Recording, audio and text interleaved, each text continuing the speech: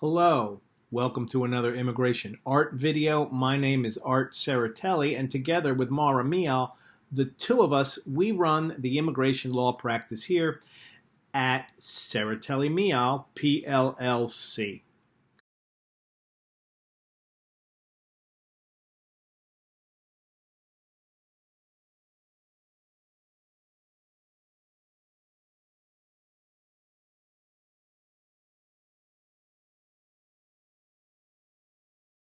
If you've got any questions about immigration, send us an email.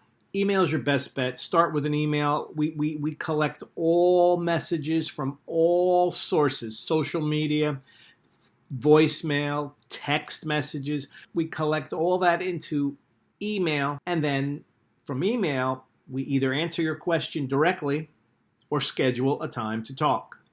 So here's our contact information now.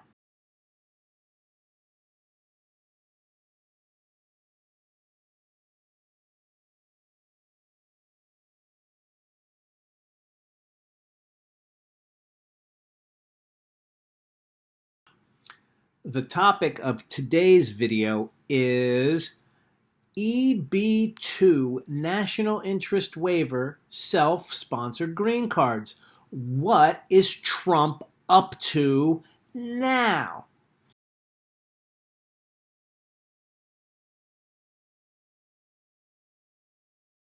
And we have another example of an RFE for a case that would have been approved, without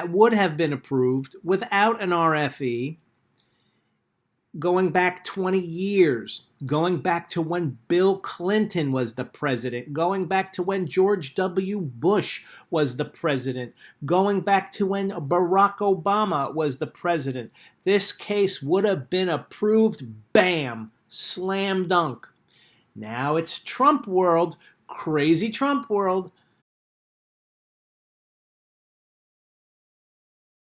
So let me tell you what's going on, and you'll get an idea of how the Trump World Immigration Service is interpreting the evidentiary requirements that used to be good enough in the past, but all of a sudden, they're not good anymore. They're not sufficient. Whatever we used to send in to win, now we send it in, and it's just not good enough anymore. This guy is trouble.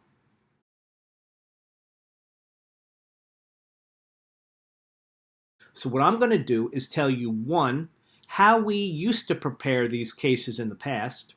Two, how that approach is being greeted by USCIS today in President Mentally Stable Genius World.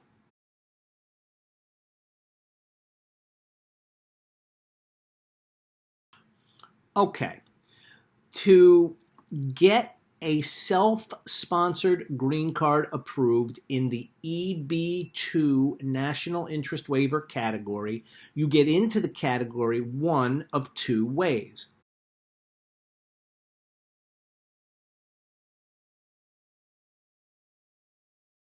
The first way is you simply have an advanced degree, a master's degree, or a PhD.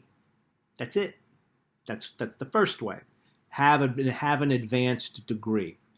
If you don't have an advanced degree,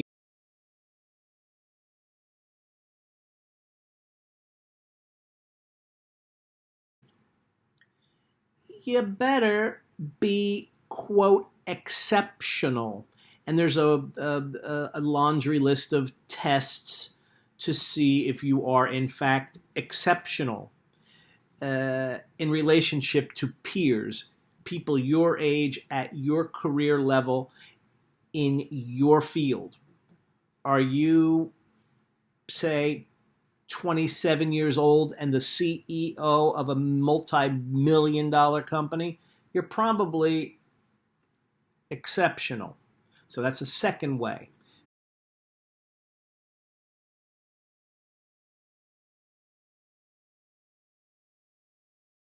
Okay, now you're in. You're in the EB2 category. How do you get that extra part the national interest waiver designation so you can just sponsor yourself. You don't need a job offer. You don't have to test the American labor market. That's what self-sponsorship means. The normal way to get a green card is you get a job offer. The employer tests the labor market locally where you would be working, and we find out through the test of the labor market if there's any Americans or green card holders qualified to do the job. And if the test reveals there aren't, and you're the only one in your neighborhood who can do that job the way the company wants it, or the organization, then they are allowed to give you sponsorship for a green card. The company or the organization sponsors the green card. With national interest waiver, you're saying, hey, look, I'm so special. Look at me. My work is so important and I'm so special. You would be crazy as a nation to just not give me a green card. Getting a job offer, please. I'm better than that. Testing the labor market? Don't waste my time.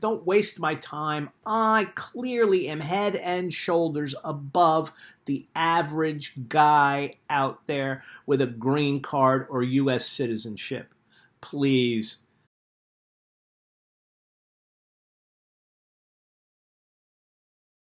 To get into the national interest waiver category, there are 3 things you have to prove, in addition to A, having an advanced degree, or B, having exceptional ability. Those are the first 2 things. Now you want to get the green card through self-sponsorship. There's 3 more things you gotta prove. Thing number 1, you gotta prove, and I'm just reading this right off the RFE we just recently got. I'm reading it right off here. You got to prove 3 things. Thing number 1, that your proposed endeavor, the work you're going to do when you get the green card in the future, the work you're going to do has substantial merit. It is intrinsically important. It is intrinsically of merit to our national interest because of what it is. Cancer research, you're in. That's important. Structural integrity of bridges, overpasses, any highway safety, far-reaching improvements in the national interest. Are you doing personalized medicine, where the medicine that we both take, my version is tailored to my DNA, and your version of the same medicine is tailored to your DNA? You doing something like that? National interest waiver. Manufacturing innovation in the national interest. Here's what's not. Oh, come on. You are some SQL programmer and you did something innovative for one company one time. That's just having a normal job. Don't be asking the government for national interest waiver. Just get the job offer and do the labor certification. Have your company sponsor you and test the labor market. If you're just doing run-of-the-mill stuff, financial analysis, please. If somebody's doing financial analysis and they come up with a unique protocol for analyzing the gross national product statistics of all the nations on earth, big deal. You did that at work. It's part of your job. So do you see the difference? There is a big difference. When you talk national interest waiver, the listener should say, wow, you're developing reusable space rockets? Whoa, that is on the frontier, cutting edge of futuristic living. Wow. You did what? You developed an analytical tool to monitor economic indicators Please. That's just part of your job. You're not working in the national interest. You're just going to work. That's the difference. You have to prove that your proposed future endeavor is of national importance, not regionally. You can't develop some after-school program that's really innovative and that will really improve the lives of children. That's in the national interest. But if it's only on a micro scale in one school district, in one part of one county, in one state of all 50 states, that's too little to be of national interest. Whatever you're doing better be important in Alaska, it better be important in Texas, it better be important in New Jersey and in New England, and it better be important in Florida and everywhere in between.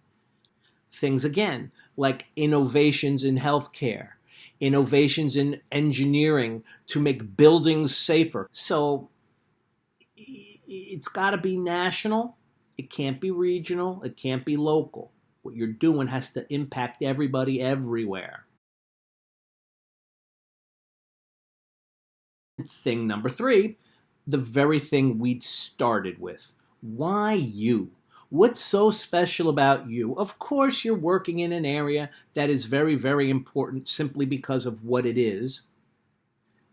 Sure, nanoscience and robotics or personalized medical therapeutic delivery systems are substantially meritorious and important all over the United States.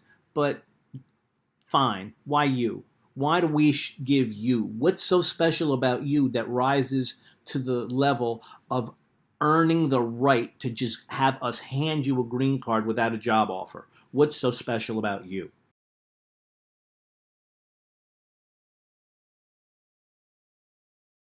Okay, that's the third thing. And that thing, there's a lot of discretion in that thing. That's what the Trump world, immigration, crazy world people are focusing on. The thing that gives them the discretion to decide whether to give you a green card or not without really having anything but an opinion.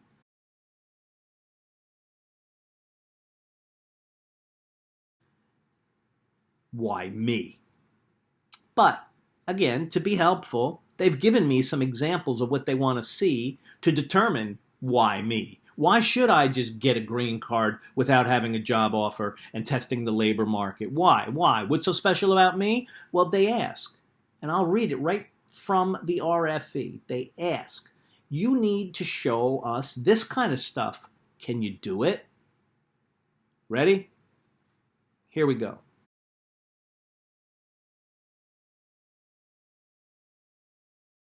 USCIS, to evaluate why you, what's so special about you, USCIS can evaluate factors including, but not limited to, meaning they're giving you a list, but if you could think of other stuff that's not on this list, try it out. And if they like it, they'll accept it. If they don't like it, they'll tell you to go take a walk and go get a job offer. Ready? They'll evaluate 1. Whether, in light of the nature of the beneficiary's qualifications or proposed endeavor, it would be impractical either for the beneficiary to secure a job offer or for the petitioner to obtain a labor certification. So meaning it would be impractical for your future employer if you tried to do the labor certification and test the labor market. For some reason, it's not practical for the employer to do that.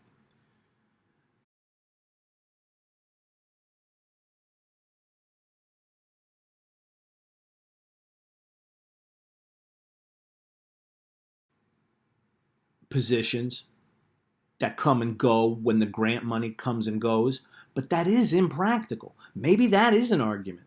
I got to think it through. But if you're a postdoc doing research on a university campus, good luck.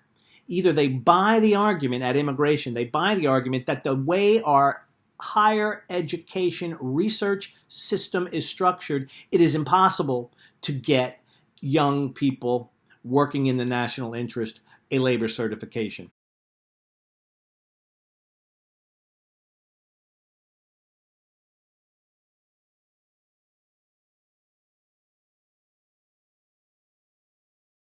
And then if the cases keep getting denied, there's going to be an explosion because universities are going to have nobody in the laboratories because they're all not going to get green cards because the universities don't sponsor the green cards because the universities are on a responsibility-free autopilot. They can have their researchers and not sponsor them for anything and get rid of them at the drop of a hat. Maybe that system is inherently unethical and wrong. And maybe this RFE process will have that shake out. Doubtful, but maybe it will. I don't know.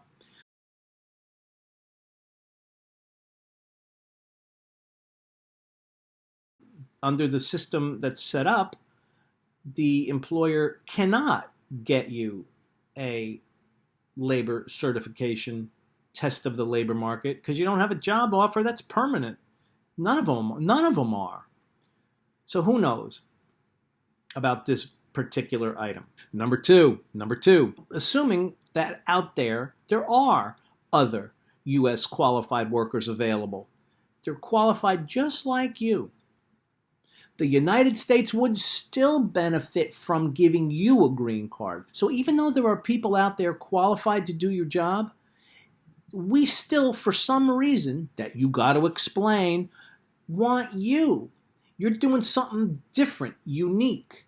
Sure, these other people could go through the motions, these other people could do what you do, but they can't do it the way you do it. Number three, whether the national interest in the beneficiary's contributions is sufficiently urgent to warrant blowing off the job offer, blowing off the labor certification, and testing the labor market. Sufficiently urgent. Like, what does that mean? There are big bridges burning down all over America, and if we don't give you a green card, you won't solve the problem. And tomorrow, 72 more people will plunge off a burning bridge. Good luck. Good luck with that. Number four, whether the beneficiary's endeavor may lead to potential creation of jobs. Aha. That's the Buy American, Hire American Trump world anthem. You're doing work, and your innovations will directly lead to more job creation. Prove it. Connect the dots. Don't give me speculative stuff. Oh, if I do this, and then if this happens, and then if that happens, and then if another thing happens, then maybe we'll have more jobs. Specifics. And bullet number 5, the last one, to prove why they should just give you a green card, why you are so special. They want you to show whether you, the beneficiary, is self-employed in a manner that greatly does not adversely affect U.S. workers. So what that means is if you're a postdoc working on a contract and your job's not permanent, they're using the words self-employed there to mean essentially what I just said. If you can't get a permanent job offer, you're self-employed, because when the job concludes, you got to go get another one and another one and another one. You're on your own. You're a postdoc, you're on your own. That's why everybody wants to go work in industry. So prove that you getting the green card is not going to mess up any poor worker nearby who could have done the job. What do you prove that with? Statistics? Pretend you work at the Human Cloning and Genetics Department of Stanford University. I can't tell you that in every house around the university, there is no one who is not going to be put out of a job because you're doing that job instead of them. I can't tell you that. How am I going to tell you? How do I tell you? I would do a labor certification and have a perm case. That's how I'd tell you. But they want me to be able to express to them how you can prove that without doing a labor certification. So this is a whole new set of challenges. That's the point. The point of this entire video is the following.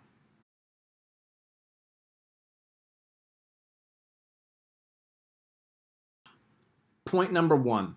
This is eminently more reasonable than the crazy Trump world changes to the evidentiary standards in EB1. In my opinion, EB1, if you don't have a Nobel Prize, forget it.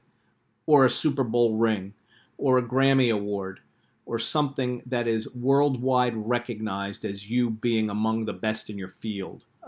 So number one, these NIW changes are eminently more reasonable than the ones for EB1. Okay. Number two, what Trump is essentially doing is saying, all right, in the olden days, if you proved your work was in the national interest and you proved that it was inherently important and it was important everywhere in America, then why you? Well, the reference letters would prove why you. The person in the reference letter, the people recommending you, would explain why you are so special. Now the government's saying, yeah, you know what? We at immigration, we who sit under fluorescent lights in cubicles all day. If we're fancy, we have an office. If we're really fancy, we have an office with a window. And, we really don't know much about science. We're not experts. We don't know anything about science or technology or engineering or abstract math. We really don't know anything. But you know what? We're going to have the nerve to tell you anyway that the people who are the experts and write these letters that in the past used to be good enough to get the case approved, not anymore. We're going to just consider those advisory pieces of evidence. The letters only advise us. We don't have to believe them because we have discretion now. And if we don't think what you're doing rises to the level of national interest waiver because you're not special enough, denied. And what are you going to do? Fight with our opinion? It's our opinion. And we can come up with any reason we want and point to any piece of paper you've already given us to justify our reason and prove to us, if you want to try, and spend tens of thousands of dollars appealing our decision in federal court, good luck with that, you prove why our opinion's wrong. You have an opinion, you deserve the green card. We have an opinion, you don't. And that is the essence of Trump world. And we'll see how this case goes. This case would have been approved, hands down, no RFE. At least of the three things I have to prove, they've granted me the first two. Now I just got to connect all the dots. Why is the client so special? Why is the researcher so special? And the problem is going to be that the letters of support which state all that are no longer, quote, evidence. They're just advisory. Does this want to make your head explode? Do you feel like you're in the Alice in Wonderland downward spiral through the rabbit hole? You feel like you're in the rabbit hole? I do. EB2 National Interest Waiver. These cases are still, in my opinion, viable options. EB1,